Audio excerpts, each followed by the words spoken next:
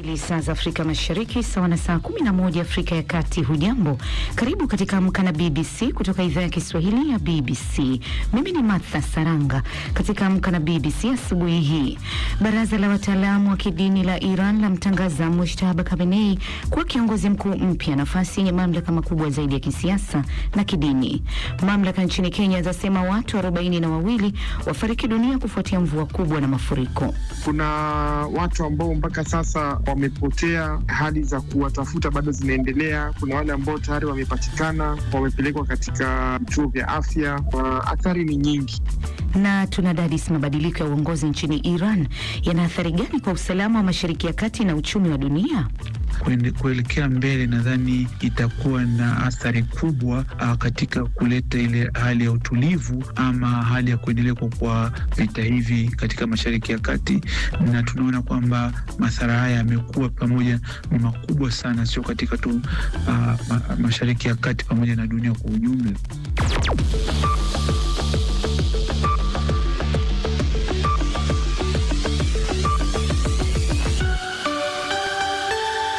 Kwanza muktasari wa habari za dunia na Florian Kaijagi. Asante Martha Saranga. Baraza la wataalamu la Irani limemchagua Mujtaba Khamenei mwenye umri wa miaka 56 kumrithi baba yake kuwa kiongozi mkuu wa nchi hiyo. Likitangaza uamuzi wake, baraza hilo ambalo linaundwa na viongozi wa kidini limetoa wito kwa watu wa Irani kuendelea kuwa na umoja na kuahidi utii wao kwa kiongozi huyo mpya. Mkuu wa usalama wa Iran Ali Larijani amelishukuru bunge kwa kumchagua mrithi wa Khamenei licha ya vitisho vya kulishambulia kwa mabomu. Ali Khamenei aliuawa katika siku ya kwanza ya vita vilivyoanzishwa na Marekani na Israel. Rais Trump ameonya kuwa kiongozi huyo mpya hatadumu kwa muda mrefu ikiwa Tehran haitapata kibali chake kwanza, huku Israeli ikisema italenga kumuua pamoja na waliomchagua. Bei ya mafuta ghafi imepanda na kupita dola za Marekani 100 kwa pipa baada ya uzalishaji wa nishati katika Mashariki ya Kati kupunguza uzalishaji kutokana na vita vya Marekani na Israel dhidi ya Iran.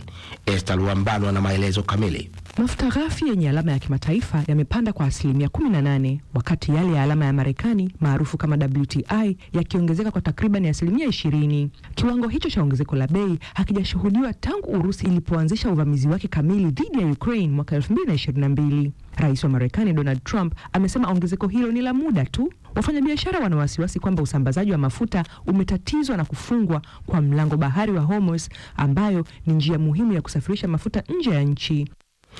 Kuna ripoti za mapigano yanayohusisha wanajeshi wa Israel katika eneo la mpaka wa mashariki mwa Lebanon.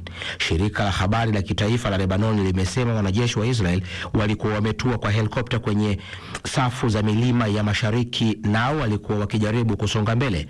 Kundi la wanamgambo linaloungwa mkono na Iran la Hezbollah lilidai limedungua mmoja ya helikopta hizo, lakini hilo halijathibitishwa.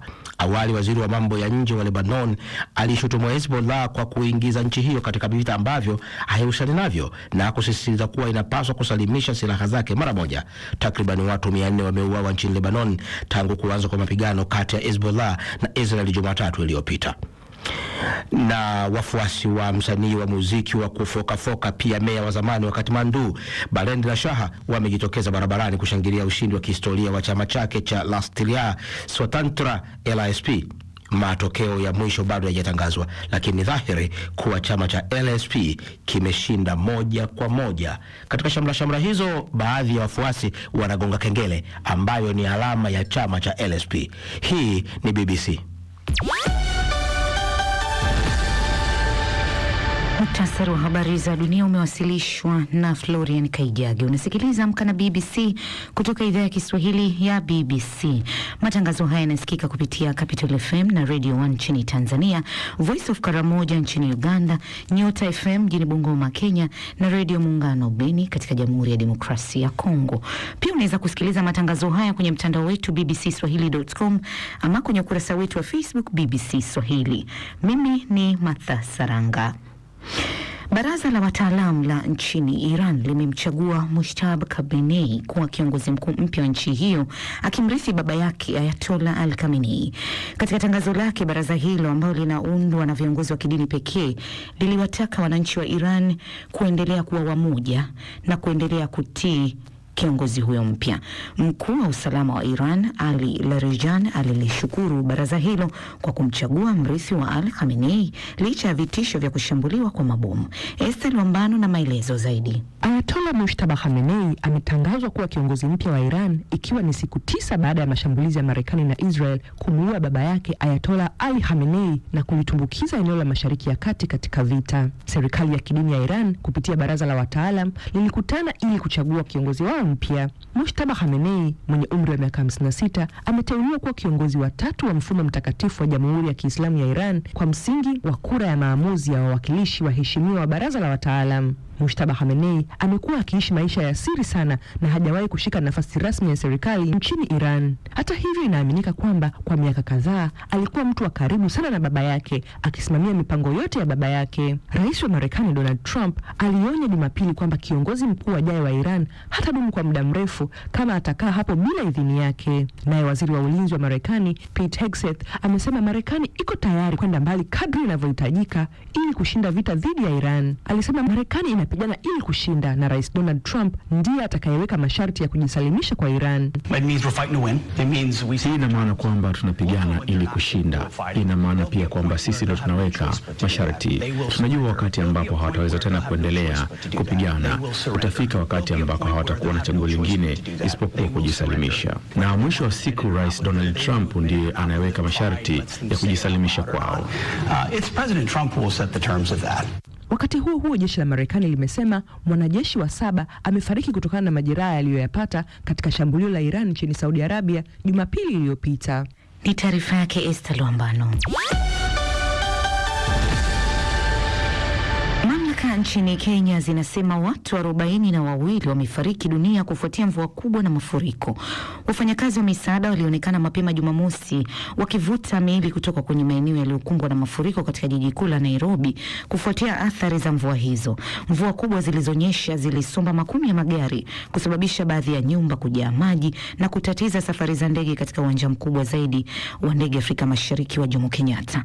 Nilizungumza na Mohamed Rajab, afisa aliyeshiriki shughuli za uokoaji jijini Nairobi. Kaunti 23 wameweza kuripoti mafuriko katika maeneo yao. Mpaka sasa naweza kusema kuna sehemu nyingi ambazo zimeathirika, mabarabara kuathirika na kuharibiwa. Kuna mashule ambao wameweza kufurika. Kuna watu wengi wameweza kuathirika, takriban familia 11,000. Kama familia 5,000 wameweza kukosa makao kwa sababu ya uharibifu katika maeneo wanaoishi. Kuna watu ambao mpaka sasa wamepotea, hali za kuwatafuta bado zinaendelea. Kuna wale ambao tayari wamepatikana na wamepelekwa katika vituo vya afya.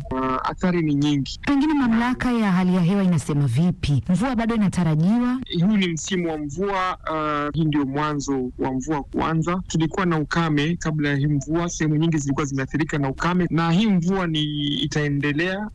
Tunatarajia iendelee hadi mwezi wa 5, lakini kulingana na watabiri wa hali ya hewa hii mvua bado itaendelea. Tumesikia kuhusu vikosi vyenu vya Aqua Rescue vilivyoko Nairobi na maeneo mengine. Mnakumbana na changamoto zipi kuu mnapojaribu kuwafikia watu waliokwama kwenye mafuriko? Kwanza kabisa tunaenda kuokoa watu katika maji ambayo yanaenda kwa kasi. Hiyo ni changamoto moja. Pia changamoto ni kuwa wakati unaenda kuokoa mtu na ni usiku, kuna giza, hata ile kuona unapata shida kuona mahali hawa watu wako. Kwa hivyo inakuwa ni changamoto zaidi kwa sababu maji yako na kasi na pia ni giza, huoni vizuri, na pia watu kukataa kutoka kwa magari kwa sababu gari ya thamani wanasema hawawezi kuacha magari yao. Mnashirikiana vipi na serikali kuu na zile za kaunti kuhakikisha kwamba huduma za dharura zinawafikia watu kwa haraka? Tunafanya kazi kwa karibu sana na serikali kuu na serikali za kaunti. Kuna zile kamati ambazo zimeundwa. Kuna kamati ya the National Committee zile ambao kuna idara zote za serikali hapo ndani. Special programs ziko hapo. Idara ya afya inaweza kushughulikia masuala ya afya, kuhakikisha kwa madawa imefika. Kama ni mambo na vyakula, special program wanashughulika. Mambo na evacuation, Kenya Red Cross. Kwa hivyo kuna kamati kuu na kuna kamati zile za kaunti. Mohamed Rajab akihitimisha mazungumzo nami.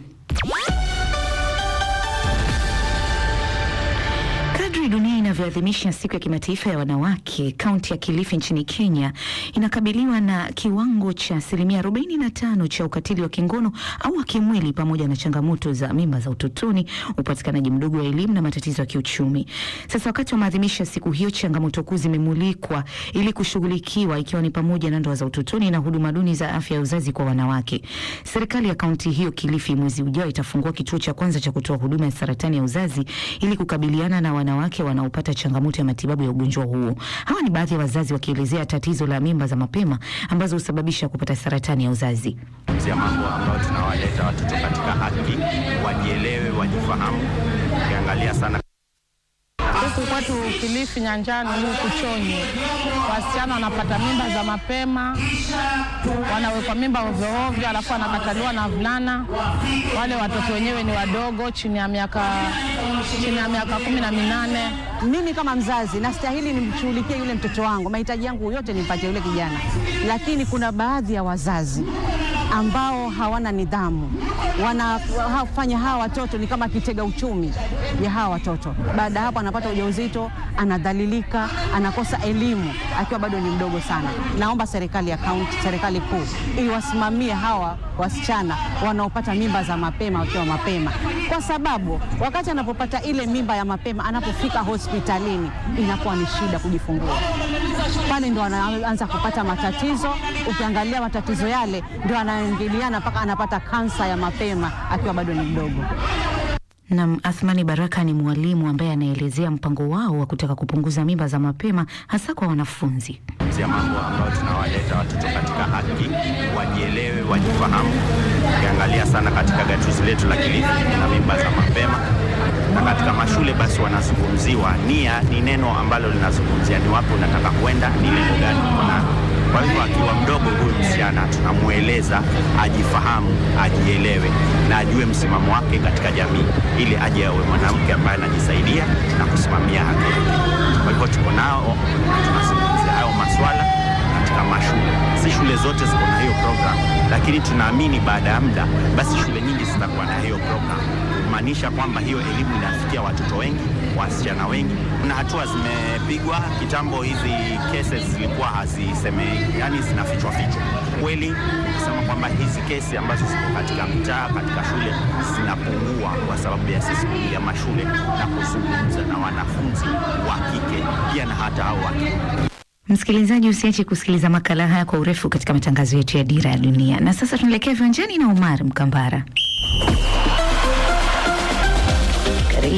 Naam, nianze na kukimbiza upepo ambako mwanariadha kutoka Uganda Jacob Kiprimo amevunja rekodi ya dunia ya nusu marathon baada ya kushinda mbio za huko Lisbon nchini Ureno. Kiprimo mwenye miaka 25 alimaliza